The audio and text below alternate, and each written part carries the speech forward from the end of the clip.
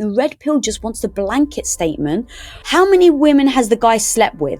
If she's got a high body count, don't date her. If she has an Instagram account, don't date her. Like, that is absolute bullshit. And it's setting men up for disaster, because you're saying that a woman isn't good if she slept with a couple of guys. Why? That comes, to my opinion, it comes from insecurity. It comes from a place where you may feel inadequate, and so you don't want your partner to have slept with other people just in case. Now, what I would say is the most attractive thing, literally, if I have to just say, Lisa, one thing that women love is confidence. Not arrogance though, confidence. The hardcore red pillars and the hardcore extreme feminists probably just need to get it over with, and we can, end the gender war. All right, Lisa, welcome to the Man Talk Show. How are you doing today? Dude, I am so excited for this discussion. Let's go. I know, right? It's like Girl Boss meets Man Talk Show, right? That's like my dream come true. I know. I was like, this is going to be fun. Okay, before we get into the whole conversation about relationships and dating and confidence and all these pieces that you have a ton of value to offer in, I wanted to ask you the question that I asked so many guests over the years. I've been running the show for 8 years now, and I've asked this question to so many people. So tell us a story about a defining moment in your life that made you who you are today. There's one that comes to mind that sticks out beyond anything else, that really built the foundation to who you see. And that was the moment that I'd been dating my husband, and we were just dating, and I'm Greek Orthodox and he comes from Tacoma, Washington. And so we're dating, I fall in love, he falls in love, and I'm very traditional Greek. So he went and asked my dad for his blessing to marry me. And my dad said no. And at that moment, I'm daddy's girl. I admire my dad. I adopted every belief my dad had. So he said that, I was going to, I need to learn Greek. I learn Greek. He tells me to believe in God. I believe in God. I don't question anything, and I don't realize it because I'm a kid. So I blindly started to listen, and my belief system ended up being his belief system. And in that moment was the first time that I'm like, oh, here's a point where I have to decide whether I'm living the life for myself or for my dad. And now fill in the word dad with everybody else. So as I was growing, as I married Tom, as we start to build our company Quest, as we start to do things, that one defining moment taught me, whose life am I living? And when I keep deciding it's me, I then am able to propel myself forward. And so what happened was, when my dad said no, I had to ask myself, how do I proceed? I don't want to disappoint my dad, but it doesn't resonate with the person I want to be. And that became the thought process where I said, okay, as sad as it may be, the truth is, if nature takes its course, my dad's going to pass away before me. So when I turn 50 and my dad is no longer with me, am I going to be okay that I made a decision based on his wants and needs, not mine? And the truth was no. So now you take that and widen it. We start Quest Nutrition. Everybody tells us we're nuts. You have no idea what you're doing. Do I listen to them or do we keep going? I realized no one's going to fight for your dream more than you will.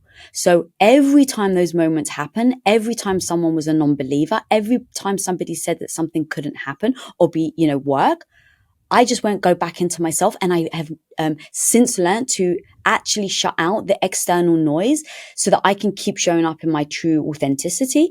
And so that one moment has allowed me to do that in every aspect of my life, to always go inside myself. Now, the last piece though, Connor, that I want to share though, is that when my dad said no, and I asked him why, he broke down all the reasons that it couldn't be possible. You come from different cultures. You're used to, my dad takes financially good care of me. So he was like, the guy you're about to marry doesn't have any money and he doesn't have a good job. And, so he breaks things down. Now, in that moment, I actually listened to him. What can I learn from his negativity? And how do I use that to get stronger? And so now with that same idea that I did that one moment, I do that with everybody. So when somebody says, you can't start a protein bar company, what do you know about protein bars? The truth is, they were right. We didn't know anything about protein bars. But that again gives me an understanding of what is the thing that I'm missing, and I can go out and learn it. So that was a defining moment for everything I've ever done. I love that. It's such a good example and kind of shocking. It's not what I was expecting. I didn't expect it. Dad said no. It's like, oh man, that must have been such a hard moment for Tom. Like I remember having like sweaty palms asking my now father-in-law for his daughter's hand in marriage. And he said yes. He was thrilled. And so I can't imagine being in that moment and being like, no. Yeah, it was pretty rough, and I can share the ending, but we can keep going. But it was one of those moments that I think actually was also what helped propel Tom forward, because he said, look, I respect you, but I'm still going to ask her to marry me. And Andreas, that's the name of my dad, I promise you, the guy you see today is not going to be the guy that is going to take care of your daughter. And so then you can imagine, we build Quest Nutrition, we become $1 billion company, and my dad goes from not really knowing what we're doing, I don't understand this protein stuff, to he then comes to LA. And he comes to LA and we take him around the facility. Now, at this point, Quest was announced as $1 billion company. So we have 300,000 square feet of manufacturing and shipping space. We have over 3,000 employees. And so you walk into the manufacturing and it literally looks like Willy Wonka's chocolate factory. And so like bars are just coming off of the belt. And so we at like 1.5 million bars a day we were making at that point. And so as we take my dad around the facility, right at the end, after my dad's seen everything, Tom turns around to my dad and says, Andres, do you remember when you asked me how I was going to take care of your daughter? And he said, yes, I do. And Tom goes, how am I doing now? And in that moment, my dad just started to cry and he was like, my son, I'm so proud of you. But that really, I don't want to pretend that that wasn't a driving force for Tom. He was like, I promised your dad. And being, very traditional Tom as well, he was just like, I won't stop until I provide for you. And that was one of those moments that I think Tom needed as a, congratulations, you've actually done it. But, the success wasn't guaranteed though. So that it's not like that moment was always going to be guaranteed for that outcome. But the point being is that you don't listen to negativity. No one knows what you can be made of. Only you do. Yeah, it's such a good reminder. I'm curious before we move on to this from the story though, and because I feel like there's a deep lesson there. I remember Gabor Mate talking about how, when we grow up, there's certain moments in life in our childhood where we have to choose to trade authenticity for safety or belonging. This notion that it's like, I have to trade authenticity. I have to trade what I want, what I need, what I desire in order to get your acceptance, mom or dad, in order to get your love and belonging. And that pattern can be so freaking hard to break out of. I think so many people, I think this is a real struggle that so many people have learned to, through their life, systematically trade that authenticity for a sense of safety and belonging. And as you were talking about that, I was like, okay, the story is amazing, but like, how did you then continue to break out of that pattern of, I'm going to go along with what you want or what you need in order to feel safe and belong? Because it sounds like you had to shift that quite a bit. What did that look like?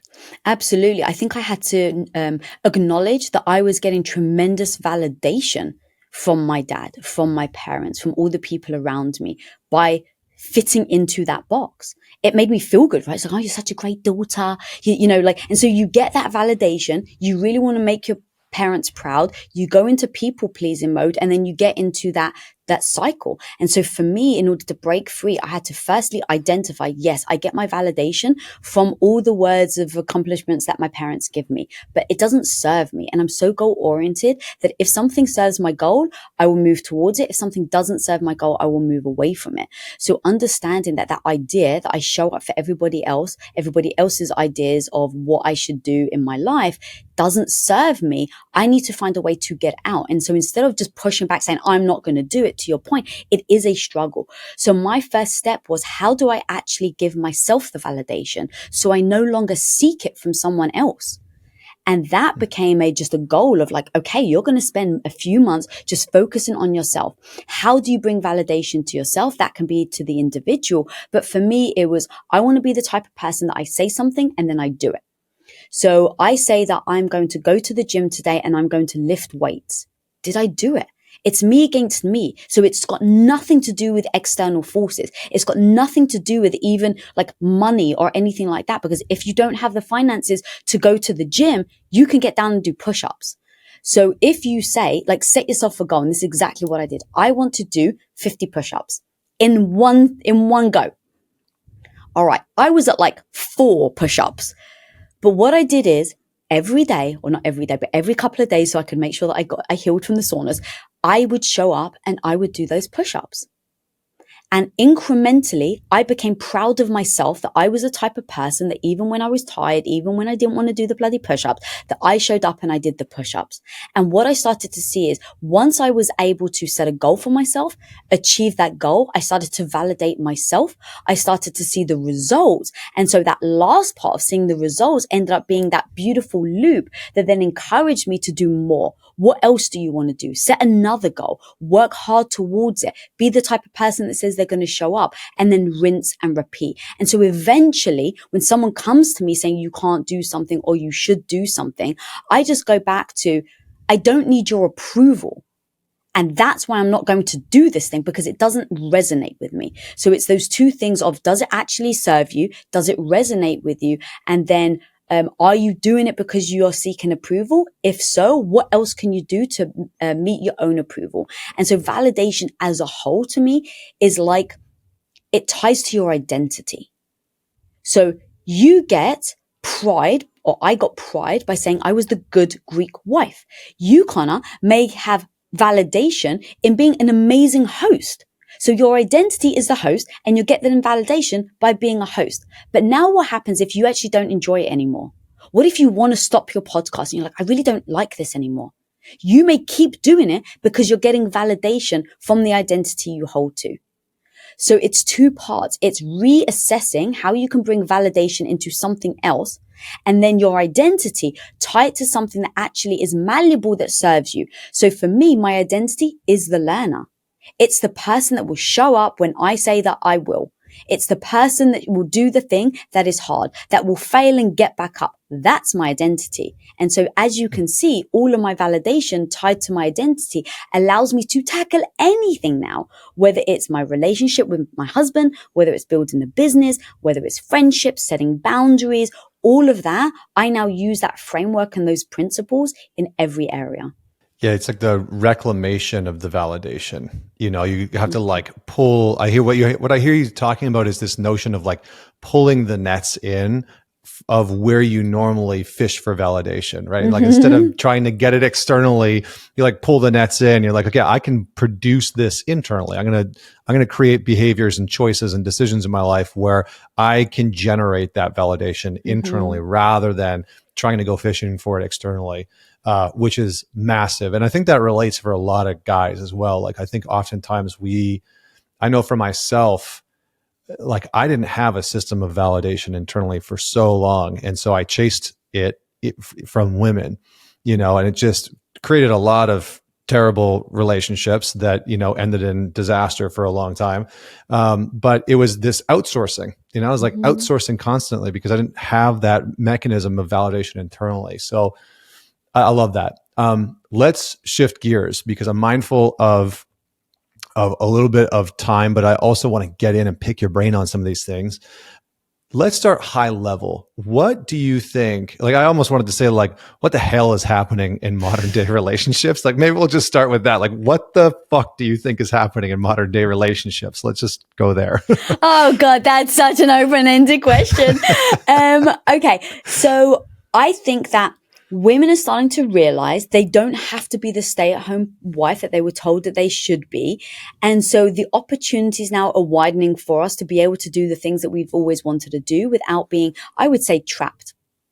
Now, the problem is lying that if you believe in hypergamy, which is, you know, you date across or up, if now women are leaving the household, they're now becoming extremely educated. They're now going into the workforce. Now they're crushing it. They're earning 6 figures. Now, if hypergamy is real and women only date across and up, majority, let's just say, I don't want to like just pigeonhole every woman or every guy, but on average, that's what's happening. So now as women are having, let's say, higher expectations, or like, hey, I'm bringing a lot to the table, which I love, by the way. I'm all for female empowerment. But the truth is, I think that that's now becoming more difficult for guys to get the girl. Now, the problem is that isn't only what women want. And so, yes, we may date across and up on average, but the truth is, if you put in front of me an extremely wealthy guy that's 6'4", let's just like do all the things that people say that supposedly women want, right? So he's 6'4", he's muscly as hell, he's earning 7 to 8 figures, and he's verbally abusive to you, and he's unkind, and he diminishes you every step of the way, and he isn't a gentleman, and he won't pay for dinner, and he has high expectations that you just can't meet. He's trying to control you.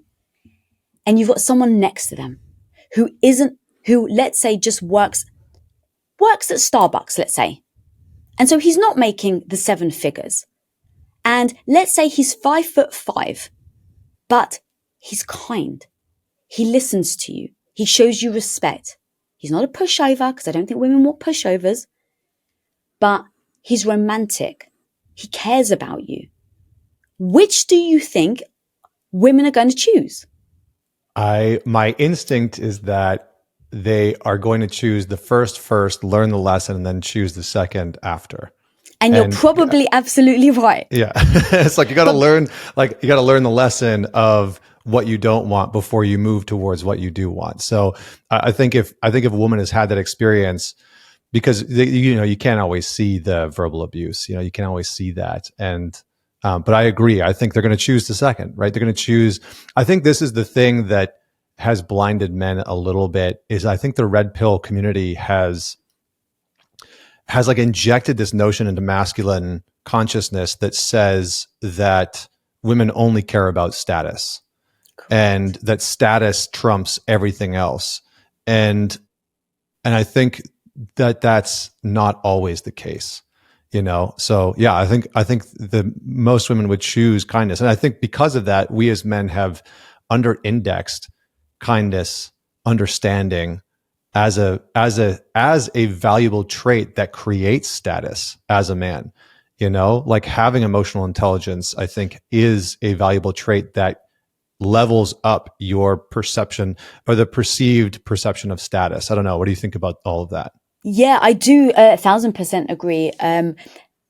Because look, I don't want to blame the movies and stuff, but you do see, right? You see these over the top, charismatic men that have, a lot of money, and women are swooning over them. So you think, oh, that is what, yeah, that looks great, right? From the outside, that looks wonderful. The guy's handsome. He's treating you right. He's making your dreams come true financially. He's lavishing you with all these things. But the reality of that, what a lot of that can come with, you don't consider until you get into that relationship. So to your point is that most of us, I did the same thing. I went for the guy that had the nice car with the nice rims, because I thought that growing up being Greek Orthodox, that you go for a guy that can provide.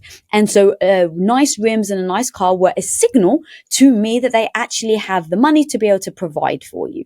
So I get why. The thing is that once you see it, you realize there's so much more complexity. And exactly what you said, the red pill community have completely neglected all the nuances that come with it. And so by saying to guys, go out, make a lot of money, be a dick to women, like none of that is actually true. But there is a bit of truth to it, right? So how can you hold two competing ideas in your mind? When I met Tom, he was confident, he was sarcastic, and then we go on a date and he's sweet and he's kind and he tells me that he wrote poetry, but he's still stoic. So here I am realizing that I actually want both, because it's not that a woman wants, I don't believe, again, in generics and averages, that a woman wants a guy who can be pushed around and can't protect them. A woman wants to feel safe. Now, that doesn't mean you have to be massive in muscles, but you better believe if someone was to break in to my house today and Tom was like, peace, I'm running out the door, do you think I can respect him for that? No. A woman wants to feel safe. Now, imagine Tom didn't work out. The fact that even if it didn't work out, he runs straight for that intruder and he's like, I don't care if I have to die to protect you. I will die to protect you. That type of strong mentality in feeling safe for me is what was attractive. So there's very like nuances and things that we're talking about. And the red pill just wants the blanket statement. How many women has the guy slept with? If she's got a high body count, don't date her. If she has an Instagram account, don't date her. Like that is absolute bullshit. And it's setting men up for disaster because you're saying that a woman isn't good if she slept with a couple of guys. Why? That comes, to my opinion, it comes from insecurity. It comes from a place where you may feel inadequate. And so you don't want your partner to have slept with other people just in case. Now, what I would say is the most attractive thing, literally, if I have to just say Lisa, one thing that women love is confidence. Not arrogance though, confidence. So if you come in and as a guy, you slept with a ton of women, but you have the confidence, I don't necessarily care how many women you slept. Now, I do get that there's a difference between men and women there, but the messaging out there for men is doing a massive disservice to them because now they're trying to be something that they're not. They're trying to abide by the hypergamy, narrative. And then you've got women who have been at home. I think it was even in the 50s that women still didn't have the rights to parenthood with their kids if they left the husband in the 50s. So you have to understand why women are pushing back so much against things like this, because we've been at home for too long. We haven't been told that we're any good. Then over time, you end up potentially in relationships with a toxic partner, but now you've got nowhere to go. Why? Because you can't get a job that pays well. You've been a stay-at-home wife for 20 years, so you don't actually have any money in your own bank account. Your husband actually owns it. And if you leave, they actually get custody of the kids. Now, maybe try to move, because I know your audience is very masculine, try to move yourself out of the equation and maybe picture your mum in that situation. Would you want that life for your mum or your sister, whoever you care about, your grandmother? Yeah, of course So not. you can understand why we have been pushing back vehemently over the years, because we get trapped in abusive relationships. I've seen it too many times because I'm around so many women. That's what I really empower women to do is speak up and be honest. And so I understand where we've gotten to. But the truth is there has been that knock-on effect the more that women go into the workforce. And so understanding why I think it's 1 out of 3 guys under the age of 35 aren't having sex. Growing up, that stat is insane. I'm 44. So hearing that stat now is insane and makes me sad and question, why aren't guys going out and having sex? Why aren't they going out and chatting up women? Why aren't women comfortable going on dates with guys? What is happening? So coming back to your very first question it's a very complicated concoction of all these different things and all these different messages, really making society bifurcated into one or the other. Either you're a hardcore feminist or you're a red pill, one or the other. Which one do you stand for? And I'm like, no. The reason why me and my husband work so well for 23 years together and 21 years of marriage is because I absolutely have a massive masculine side to me and I have a massive feminine side. So I actually understand and can understand both sides, and I can feel both. I can feel absolute compassion for the guys out there, and I can feel utter empowerment to the women that have been trapped.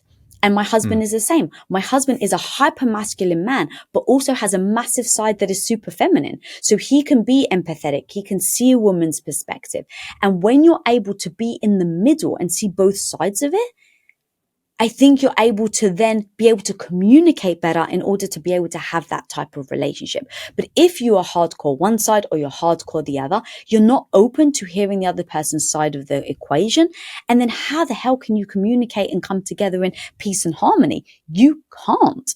Yeah, it's funny because there's so many layers to this. I was thinking about how you and I probably need 3 hours together to get into this. But, I think all jokes aside, like when I was listening to you talk, the first thing that came to my mind is like the hardcore red pillars and the hardcore extreme feminists probably just need to fuck, get it over with, and we can, end end the gender war, like end this fucking bullshit that seems to be unfolding in society. It's like it's just ridiculous in some ways. But I think part of the challenge, Lisa, that I have is like, well, here's what I'll say. I get exactly what you're coming from. I get the pushback from women.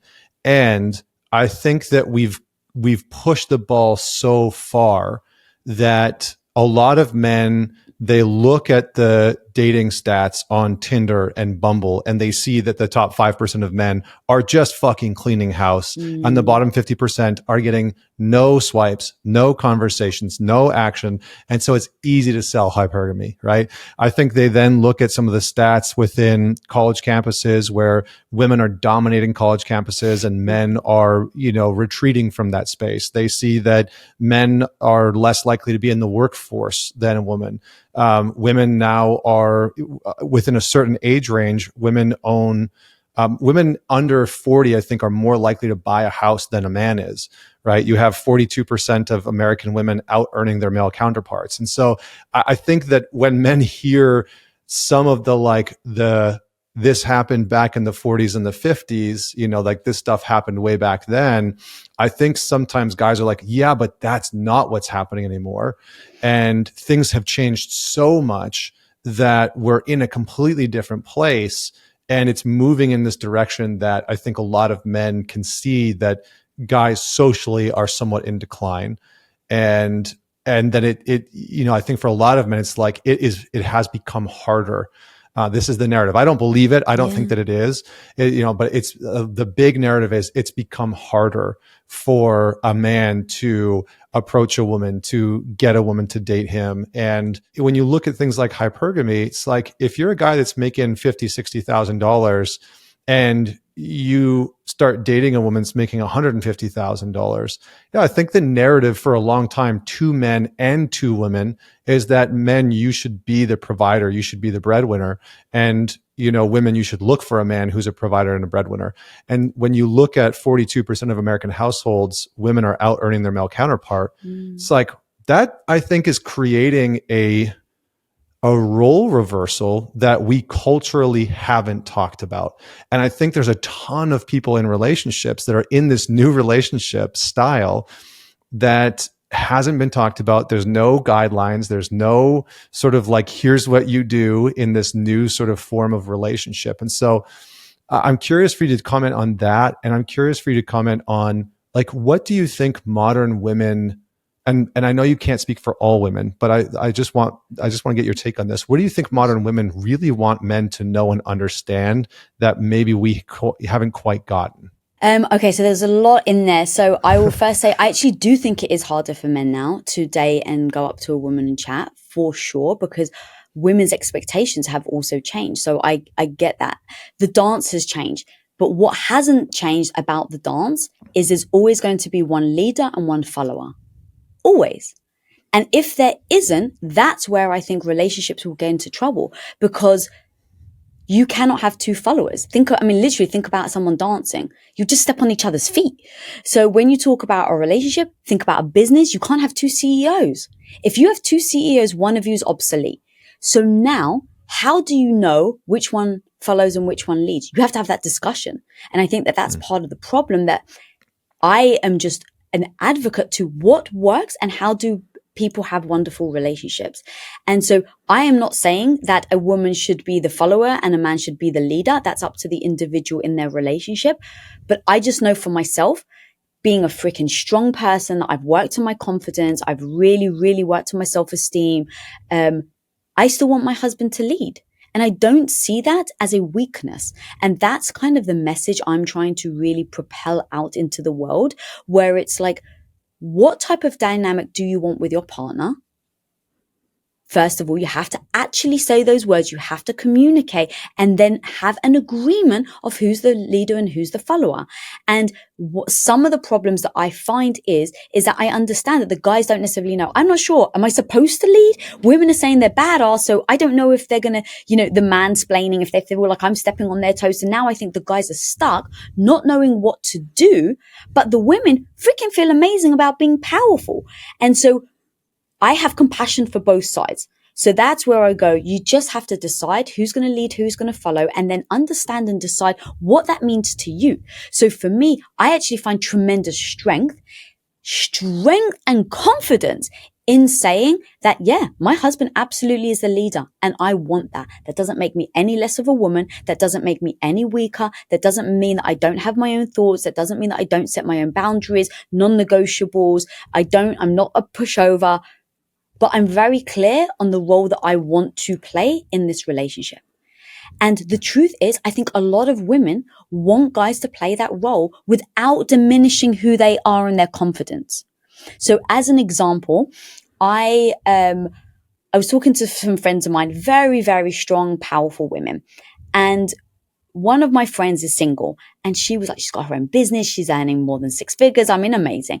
And so she's going out on this date. And she's like, Lisa, I went out on this date and I'm sitting there and she's quite traditional as well. Even though she's fairly young, she's like, I expect chivalry. So I expect the guy to open the door for me. I expect the guy to pay for the first meal, just preferences. So she goes on the date and she sits there and the waiter brings over the bill at the end of the dinner and he looks at her. Basically like, are you going to pay? And in that moment, she turned around to him, which I appreciate, and was honest and says, I'm the type of woman that likes the guy to pay on the first date. His response was like, oh my God, thank God. He's like, I went on a date last week. The bill comes. I go to pay for it. And the woman got offended that I went to pay for it. So now the poor guy is on this date and he's like, I don't know what to do. I don't know. I was brought up as a gentleman to pay for dinner, but I just got my head bitten off last week by this other woman that didn't want me to pay and found it as an insult. So I get the complexity of this. And this is where we go. We have to be honest. We have to communicate because as the world is evolving, I don't think women should diminish their dreams. I don't think women should diminish what they want out of life. If they decide to go into the workforce, if they decide to make 7 figures, 8 figures, like hell's yes. We shouldn't diminish that. But at the same time, I want to respect what a man wants and what a man needs as well. And so how do we come together instead of bifurcating each other? It comes back down to the communication. So which is what I appreciate that what my friend did. She just communicated instead of judging him, right? One thing she could have done is paid for it and then been like, that asshole, I can't believe he made me pay for it, right? That's what a lot of us will do. Instead of in that moment saying, I'm the type of person that fill in the blank. And if they're the type of person that doesn't receive it, amazing. Now you know they're not for you. Because if you're looking for someone that pays for dinner and they're like, yeah, no, sorry, I don't do that. Cool. Great. Now you don't have to waste a second date, but don't ever pretend that you're somebody you're not just to get the date.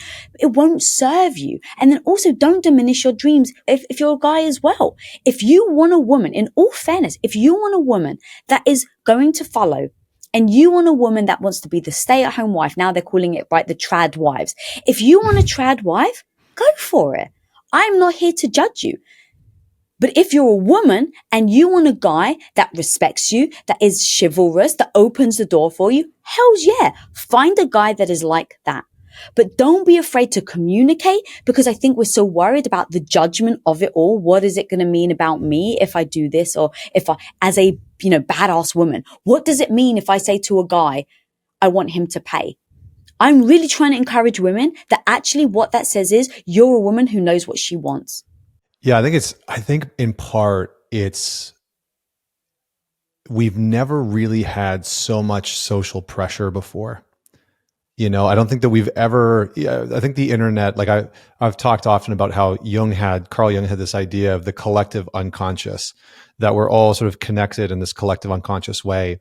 And for me, I think that when we created the internet and we created social media, we created a technological manifestation of the collective unconscious. You know, that there's this externalized version of our interconnectedness where we're constantly interacting with people's opinions and their shadow and their fears and their insecurities and all the bullshit that comes along with that we never had to deal with. And so I think that what happens is that a lot of people get stuck in this like unidimensional, this single dimensional version of how they should be as a man or how they should be as a woman, you know, how you should be as a quote unquote good feminist or a good man or whatever it is. And that might not actually really be authentic to what you want and what you crave and what you desire. And so I like what you're saying in the sense that it sounds like you're really advocating for people to own the complexity and the nuance of who they are and be able to express that, you know, unapologetically, to say, here's what I really desire. Here's what I really crave. Is that right? Yeah, absolutely. Because look, selection matters. It matters who you end up with, how they think, how they interact. If you want a healthy relationship, you're going to need to be open in your communication style. And so why not start from day one? Don't waste your time. Time's too short. So on day one, be an open communicator. Obviously, you don't want to share everything about your entire life, but be an open communicator and see how they respond to it. Because when people ask me what the key to a relationship is, I used to say communication, but I've actually taken that back now. It's not. It's having a growth mindset. Because no matter how I communicate, if you aren't open to hearing my message, if you aren't open to discussing it, to talking about the hard things that may not sit well with you, I don't see how that relationship can work in true authenticity. And so that's why I say when you select somebody, select the person that can hear who you truly are, because eventually you're going to you've got two choices, right? In the relationship, you can either keep pretending for the rest of your life, or it very much will come out in the wash. When it comes out, how are they going to respond? You don't know. So now it's kind of like a lot of people, I think, end up in relationships and stay there because they end up feeling their pot's committed. And if you're not a poker player, it means that you've already invested time and money into something. And so the last thing you want is to not play your hand just in case you win. But the truth is that would you rather spend 5 years in a relationship that you don't want and then get out of it, or keep going and spend 10 years in a relationship that you actually don't want? It's like there's only one way forward. And so do you just suck it up and say, okay, what can I learn from those 5 years in that relationship that didn't serve me? Or, you know, or don't do that. But in my opinion, in order for you to truly be aligned, you have to have those discussions of who's going to lead, who's going to follow, what are your expectations in this relationship? How much sex do you want? Do we share bank accounts? Do you believe in God? If we have children, how are we going to bring them up? Do they take your name or do they take mine? Are you going to stay at home with the child or am I going to stay home? Are you going to clean the diapers? Like, I get so granular with my husband over everything, and it's hard work. But let me tell you, if you're willing to put hard work into your career and your business, then why on earth are you not willing to do that for your relationship? Unless it's not important to you, which in that case, applaud you, right? Like whatever life you want, but do that work, get granular just like you would a business. And I feel like that ends up becoming the stepping stones and foundation to a successful marriage or relationship. Yeah, I think to add in, like, I think it actually builds the foundation of that, like, secure attachment. You know, like a colleague of mine says that going through a hard time in relationship with somebody is the building block of attachment. And by having those hard conversations to say, this is what I want, this is who I am, this is what I desire, all of those hard conversations are what is going to build like each conversation is a brick that goes into building the foundation of the attachment, right? Of this secure connection. So how are you okay to just speak a little bit about your relationship? How did you guys navigate? Because I think for a lot of couples in modern culture, they're both working, they're both trying to provide.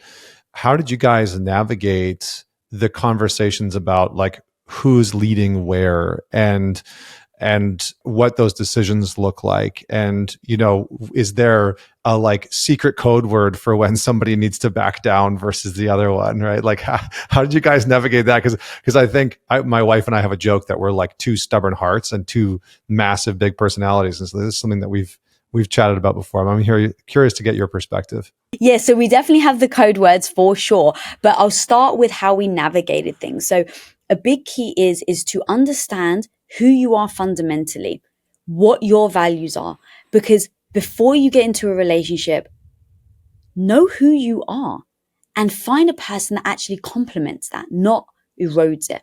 And so the very first key was my husband, Tom, his core values are efficiency, kindness, and he really, really is ambitious. And so if I was to ever ask him to lower his ambition, by definition, that's me asking him to not be the person he wants to be. So if I know that fundamentally, him as a human being, this is what brings him life. This is what makes him tick. Now, if we're talking about who the roles in our relationship, now when we started to talk about kids, he was very honest. And he said, I would resent our children if they or you asked me to lower my ambition. So in order to never resent my wife or my children, don't ever ask that of me. Now, what does that actually look like? Take it one step further. That looks like he's not going to get up with the baby in the middle of the night. Because he said, for me to be able to show up and build a business and feel good, you've only got, your cognitive load. You've got to protect it. And sleep is like one of the biggest things that you need in order to protect your cognitive load. So we just broke it down to first principles. For him to be able to show up like that, first principle says he's not going to wake up in the middle of the night and he's not coming home at 6 p.m. and eating dinner with the children. Those were based on his values. And I could only respect it because I married a man that I knew was ambitious. So knowing how that shows up, and I like to call it on an average Wednesday, how that actions show up on an average Wednesday is the important thing, because people can absolutely get caught up in the idea of being with someone ambitious because I'm like, oh my God, he's successful, he's earning all that money, but what comes with it? Are you okay that your husband doesn't come home or wife come home at 6 p.m. and eat dinner with you? Are you okay that when there are problems in your personal life that he may still be working? How do you handle those moments? Are you okay? Let's just take like a doctor. People say, oh my God, I really want to marry a doctor, but are you okay with the life the doctor brings to your life? They're getting up in the middle of the night because they've got an emergency call. You go on your vacation and you actually have to cut it short because they've got heart surgery. Like all the realities that come with it. Know who you are so you know the realities that come with you and the realities that come with your partner. So Tom and I literally went through every single thing. Now, with me being into business, I went from being a stay-at-home wife, cooking and cleaning for him every single day, to telling him, baby, I love you more than life itself, but cooking and cleaning doesn't make me happy. That was me owning for the first time after 8 years, this is actually who I truly am. And I didn't tell you this is my fault. It was me with my own insecurities and my own shame and guilt, but this is who I am. Now, in that moment, Tom had a choice. Now, his value system, which is what he said to me, is, babe, what kind of husband would I be if I put clean underwear ahead of your happiness? Now, that didn't mean that it was easy for him. We had to do an entire transition period. He had to emotionally grieve the wife I used to be. I wasn't going to cook for him anymore. I wasn't going to clean for him anymore. But now let's go back to the average Wednesday. How does that then transpire to the average Wednesday? Because in theory, it sounds great. Husband supports you. He's got your back. But on average Wednesday, when he gets home and he's hungry and there's no food waiting for him, or on an average Wednesday when he's waking up in the morning and there's no clean underwear, what does he do? Now, in that moment, when it actually happened, I didn't do the laundry for like over a month. And this was early days. And he turns around. He's like in one room. He's like, babe, I don't have any clean underwear. So I'm sitting there waiting for like, like the guilt, the shame starts to sink in with me. Like, oh my God, am I a bad wife? Is this the point where he's like, enough's enough. I'm fed up of it. And so he just yelled, so I guess I'm going to work commando. Bye. And he just goes to work with no underwear. Now, what that in that moment that did is it was more uncomfortable, metaphorically and actually physically, for him to go to work without underwear. But you better believe his value system made him proud that he did that.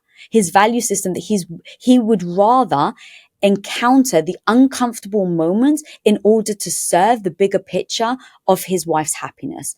And so that's what an average Wednesday looks like when you're changing, when you're evolving, and when your roles may evolve. But we took nothing to chance, even to the point where he voiced his opinion last year. Now, I've been married for 21 years. And last year, as you change and evolve, your needs change and evolve. And so he pulled me aside and said, you know what, babe? I actually really miss you taking care of me.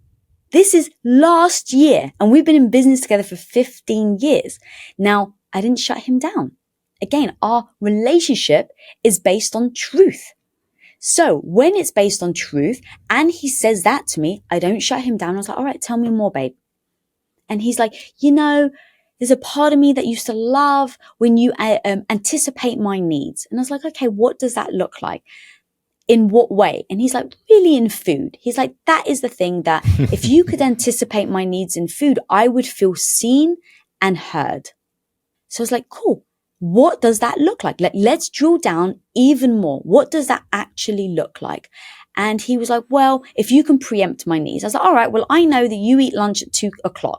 So how would you feel if I ordered Postmates or DoorDash to automatically be delivered at 1:30 and it's at the front door for you? Does that serve the need? He's like, yes. I'm like, okay, but do I have to tell you, or do I have to go and get it? And do I have to plate it for you? Like, that's how specific. Why? Because I actually care about making him happy. In my values and morals, though, I'll never go against that. So he's like, no, you don't need to plate it. All you need to do is just let me know that it's here and I will feel appreciated and heard.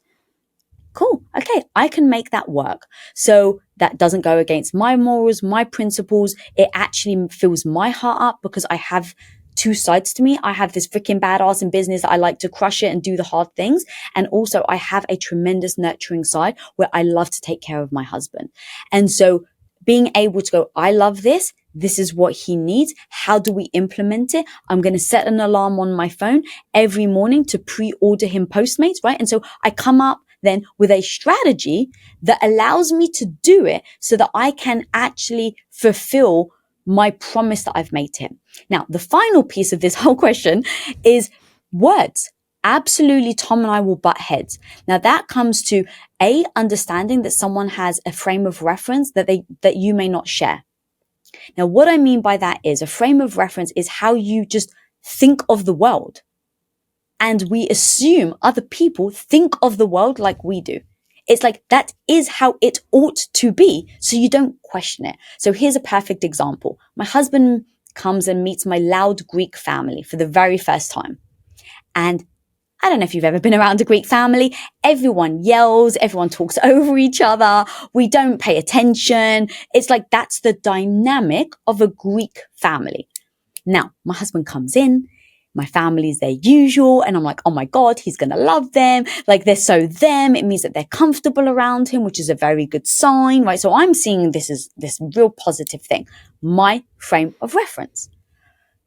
We then leave my dad's house and I'm like, what did you think? And he's like, that was the most disrespectful conversation I've ever had. And I was like, what? And he's like, babe, I love you so much, but I can't believe that everyone's yelling at each other. Your dad asked me a question. He ignored me. His frame of reference is you never interrupt anyone. You don't shout in a family. So his frame of reference led him to a conclusion that was polar opposite to mine. Okay. Now just when you're in a relationship, imagine that happens 10,000 times a day. Because even the word that you use versus the word that I use is different. So what Tom and I have done is we've created in our own, like we don't actually have it written down, but we actually have a dictionary of the words that we use, that we've come to an agreement of what that word means.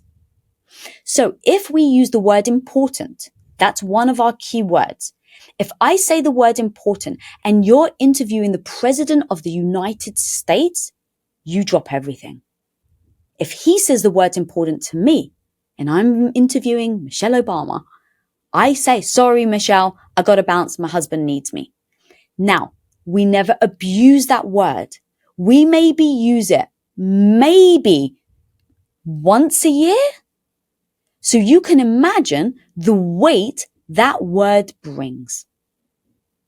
And we've agreed. That's what we're going to do. This is what the word means to us, and this is how we're going to act in accordance to it.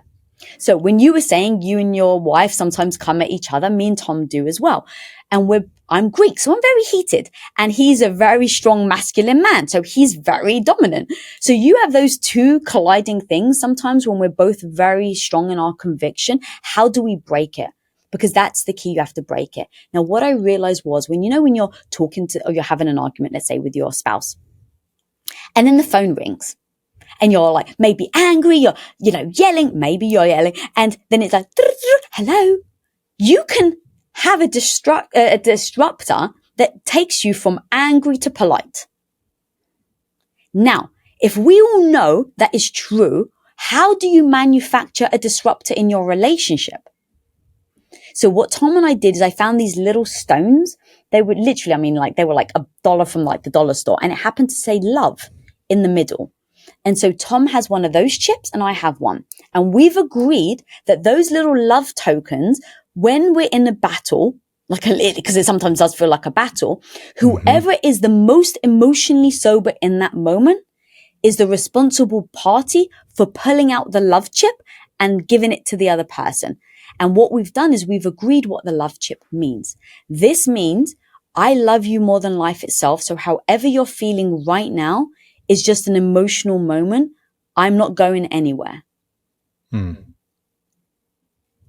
that then became the disruptor that allowed us to build our skill sets on how we navigate arguments. And now we don't need the love chip, but, because we've adapted and really, kind of refined how we talk to each other. But those are ways that we've been able to navigate those types of circumstances.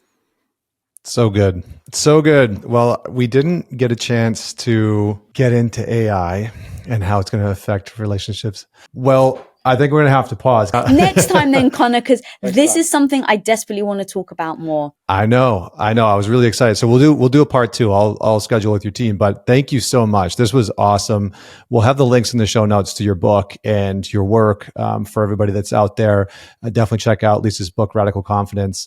And go follow her on Instagram, on YouTube. She's got a great show with some phenomenal guests out there. So definitely go check it out. Lisa, thank you so much for joining me. I appreciate your time today. Thanks so much for having me. And any guys out there, just wanted them to know the book does go over mine and my husband's relationship and everything that we just spoke about. So I do think it's super powerful for guys to also be able to read it and understand those types of dynamics a little more. So thank you so much for having me, Connor. Of course. Round 2 coming soon. Let's do it.